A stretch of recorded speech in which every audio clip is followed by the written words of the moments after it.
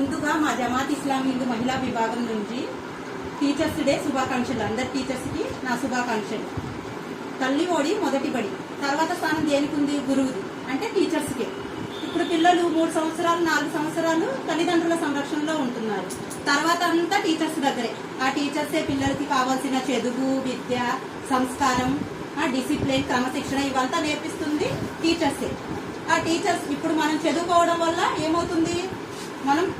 మన భవిష్యత్తు చాలా బాగుంటుంది. చదువుకుంటే మన కుటుంబం యొక్క ఆర్థిక పరిస్థితి కూడా మారిపోతుంది. ఇంకా ఏంటంటే ఇప్పుడు పెద్ద పెద్ద డాక్టర్స్ ఉన్నారు, ఇంజనీర్స్ ఉన్నారు, బిల్డర్స్ ఉన్నారు. వీళ్ళంతా ఇంత మంచి స్థాయిలో ఉన్నారంటే దీనికి కారణం ఎవరు? టీచర్స్. ఆ టీచర్స్ లేకపోతే ఇదంతా, ఈ టీచర్సే లేకపోతే వీళ్ళే లేరు.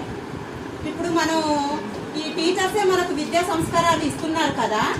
మనం మంచి స్థాయిలో ఉంటే మాత్రం మన బంధువులు, మన చుట్టుపక్కల వాళ్ళైనా ఈర్షపడతారేమో కానీ నా స్టూడెంట్, నేను చదువు నేర్పించిన నా స్టూడెంట్ మంచి ఉన్నత స్థాయిలో, ఉన్నత శిఖరానికి చేరుకున్నందుకు చూసి చాలా గర్వపడతాడు. టీచర్ అయితే చాలా గర్వపడతాడు, ఆనందపడతాడు.